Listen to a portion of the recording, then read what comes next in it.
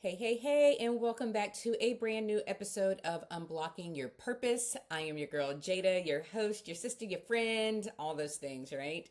And I am just so excited to be here for another week to just share some of my thoughts and some of the things I've gone through that if I was a betting woman, would bet that you have experienced or you could possibly be experiencing even now. I do this because I love being here and sharing. I do this so that you don't feel like you're alone in dealing with these things because you're not. And so, hopefully, to just give you some encouragement, some motivation, just so that you know that you're seen. And yes, if you talk about it, you will be heard, right? Come join the community. Talk to me, talk to someone. Just don't feel like you're doing it all alone, which is a perfect segue into this week's brand new episode in which we are talking about invisible labor and how when we are trying to carry it quietly, it steals our joy, it steals our peace. It just has us where we are not showing up in our best and our greatest, and really honestly, in the way that God has intended for us to show up. So, I wanted to kind of touch on this because as you know, me with my three babies, I am often the one that is remembering everything. I just thought about this. My son was like, "Oh, I want to wear these sweatpants and I want the shirt to go with it." And I said, "All right, it's in the car." And I'm like, "Okay," I'm standing in the door and I'm like, he's about to climb in the car. I'm like, "Don't even climb in the car. It's right there on the floor." Because I remembered it from like the day before. And it's just all of these little things that I guess by the grace of God, we're able to remember all of this, but also it's like it weighs us down because we are the ones that are having to remember everything and stay on top of everything. And we do it in such a way that seems easy to those that don't have to do it, right? But if you're like me, and I'm sure you are, it is not. And so I wanted to talk about that a little bit in this episode and in the next couple of episodes. So, with this, let's start with a Bible verse. So, this one comes from Psalms 55:22, and it says, "Cast your cares on the Lord, and he will sustain you. He will never let the righteous be shaken." So, if you are in him and he is in you, regardless of all the things that we are having to deal with, he has us and he's not going to let us go. And I think a lot of times when we feel like maybe he's taking his hand off or things aren't going the way we need them to go, it's probably because we are not checking in and leaning on him, right? And nobody's fault. We get busy. We think we have it all. It happens, but know that you don't have to. So in those moments, remember to check in with him. So, I'm sure you've been here, right? We've all been here, and it seems like no one gets it. I mean, I don't know. I've had moments where I'm like, who takes care of mommy? Or to my husband, like, who takes care of me? Are y'all checking in with me of what I need, right? And so I've had to learn also that while, yes, I would love to have that happen, I don't want them to feel like they have to do it, right? It shouldn't be a tit for tat. And I've been caught up in that. Again, you don't have to raise your hand, I'll raise mine. But I've had moments where I'm like, I do this and this and this and this, and you don't do anything for me. And I'm like, and then I try to correct it. I'm not saying you have to do this because I do this, right? So we sometimes get caught up in this. I'm doing all of these things. No one is seeing me. And it can come across like, because I did this, you owe me something. And I know that that is not how any of us intend for that to go. We don't want it to be that way. We don't want them to feel like they owe us something, because that is one of my biggest pet peeves. Feeling like if I allow someone to help me, I am then indebted to them and I'm going to owe them something. And I don't want my children to feel that way. I don't want my husband to feel that way. I don't want any of my friends. Like, me doing something because I see there's a need or I just want to help should be because I want to do that, right? But as mamas, as wives, as all of these things, when we're always giving and giving and giving and pouring, and then it feels like no one respects it, no one is grateful, they're not. It just seems like, hey, y'all could at least say thank you, right? So trying to find that balance of, I'm doing this because I love you, but don't take this for granted what I'm doing for you, right? So we end up having to remember all the appointments and remember all the practices, remembering all the school stuff, right? There's all these things that we have to remember. And then it's like, if you're like me, you're still working out in the world, right? So your job is expecting certain things, which makes sense, right? They have expectations. But then you come home and then you may have a spouse that's like, what about the house? Right? So my husband and I, we kind of had this thing where it's like, he's like, well, I'm not having you cut the grass. Okay, thanks, because I don't like to be outside like that. So it kind of felt like he's taking care of the outside, so I have to take care of the inside. But then I'm like, we all up in here living.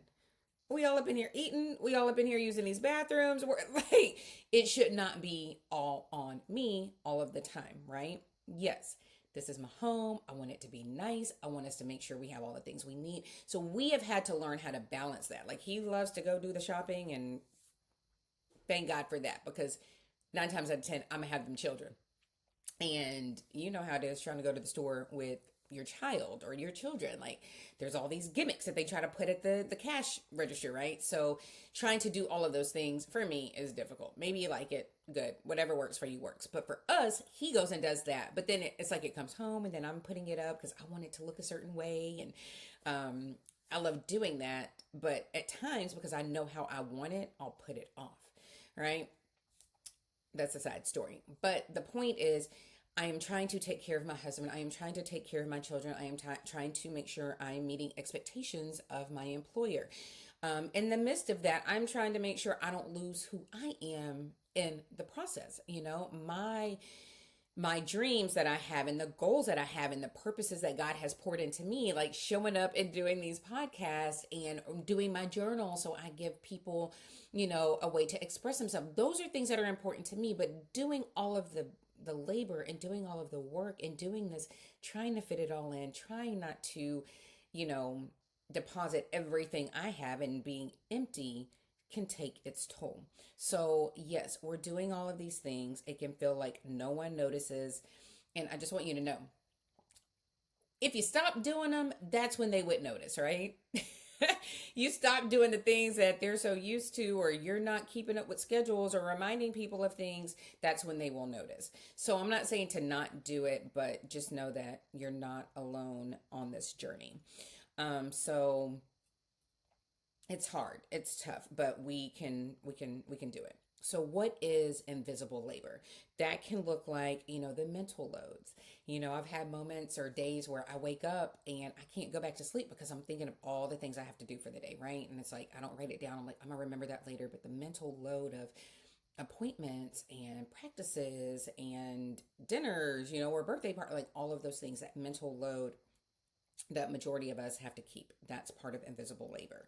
Emotional caretaking, you know, trying to regulate our emotions so that we're not spewing negativity out on everybody, but trying to also manage the emotions of, you know, the people that we love.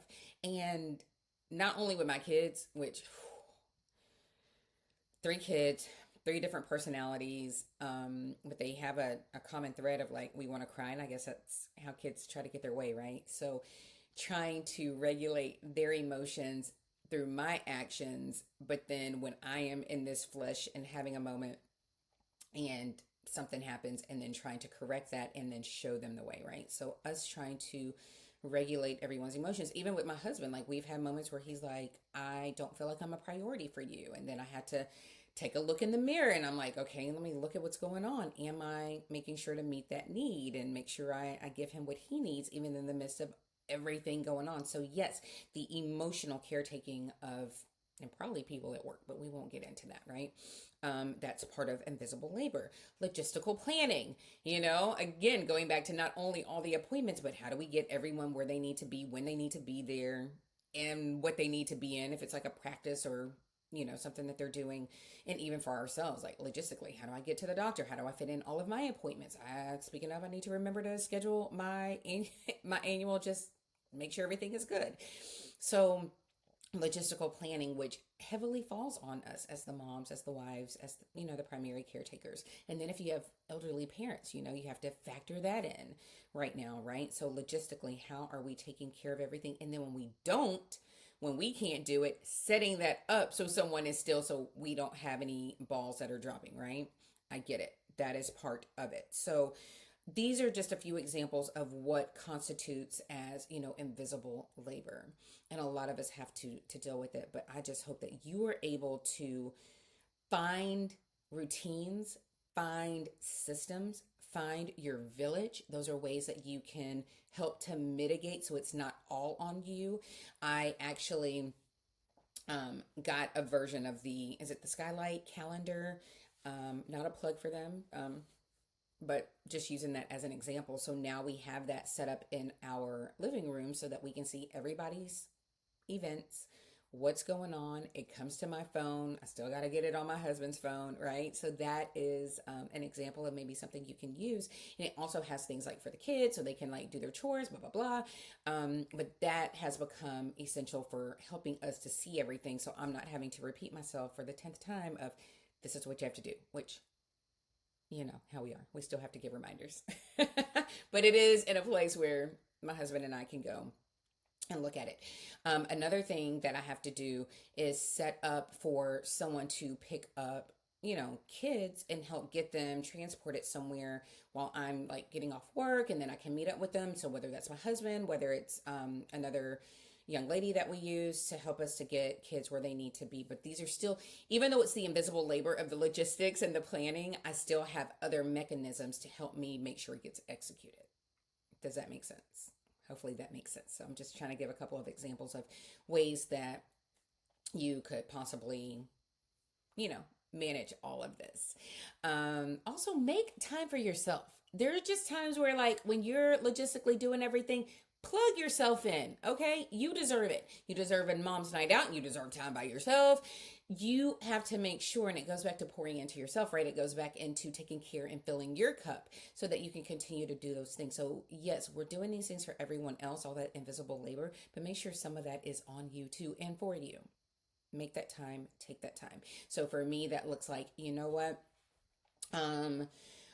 My good friend, she's able to, and she loves spending time with my babies. I talk about her a lot in these episodes because it's so instrumental. She's so instrumental in making sure that I can take care of other things, right? So find those people that can help you to offset time for yourself or to help get all those things done. All right. So those are a few examples of that. So let's go into what are hidden costs if you're not managing all of this invisible labor. If you are not finding ways to make sure you're not the one being burnt out and being burnt on both ends of the candle, right? It can lead to stress. And stress, of course, can lead to headaches. It can lead to stomach issues, like all of those physical ailments. It can lead to weight loss, which I know a lot of us are always like, I need to lose weight, but is that the way we want to do it? Probably not. It can lead to, the stress can lead to not sleeping well. So all of those things that can negatively impact you physically, which can also affect your mental, headspace. And that can lead to resentment. So now we're upset. Like we've got these things that we prayed for. We have the husband, we have the house, we have the children, we have the dog, we have all of these things. But now because it's all on us and no one appreciates it, or it seems like no one appreciates it, now we're resentful. And that is another side effect and a hidden cost of not managing this, invisible labor. So resentment, it can lead to burnout, which I just talked about. We are trying to manage everybody and everything, and we can burn out, and no one benefits from that, right? So sometimes hidden costs can also go to our identity, our self-worth, like who are we, right? So if we sit up here and think like, okay, because I have someone helping me, or I have someone help clean my house, or I have whatever it is, then we start looking at ourselves, right? Like, is our service, are we worthy, or are we being productive? And I want to let you know that yes, you are, because you're still managing that. So don't let that negatively, impact how you move forward.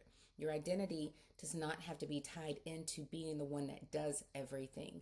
Your identity can be that Proverbs 31 where you are managing and making sure it's done. All right. And that is what I want for you and for me. Relationships, another hidden cost is, how is it affecting your relationship with your husband, with your friends, with your family, with your babies, right? If we are allowing all of this stuff to build up and we're feeling like no one is seeing it and no one is grateful, it can start impacting, the resentment and start impacting the relationships that we have. And we don't need that. We don't want that. So we have to manage it. So those are some of the hidden costs that can impact us if we're not careful. So, here are a few tools that you can take away from this episode. You want to name it and claim it. Write it down. I am so big. I mean, I have journals for days. I'm now creating my own journals, which yes, I do use my own journal. I'm always writing something down because I always feel like getting it out of my head, just that physical writing. Now, if you don't like that, I've talked about it in other episodes. Put it in a note on your phone or type it, whatever, but name it and claim it. What is it that is causing you extra stress? What is it that if you are able to verbalize it to your loved ones or for people who can support you, that if you let it be known, that someone can fill that gap and help you to overcome that and still get it met and then help you to heal from that. So name it, claim it, write it, type it, and then talk about it, discuss it, let that out. We also want to delegate and share, right? So it kind of ties into that. Who can help you? Who can you trust enough to say, hey, I need this done? Give it to them.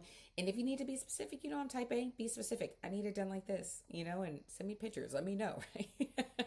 That's how I manage it, right? So delegate and share this responsibility, even in like the home. Like my kids, I'm like, and ain't nobody picking up after you all the time, right? Trying to teach them and to help manage everything. It doesn't have to all fall on me. It doesn't have to all fall on you. So delegate that. Learn to say no. You've heard me say this. No is a sentence and no is a word. And you have to be okay with saying no. You don't have to take everything on all the time. That is not on you.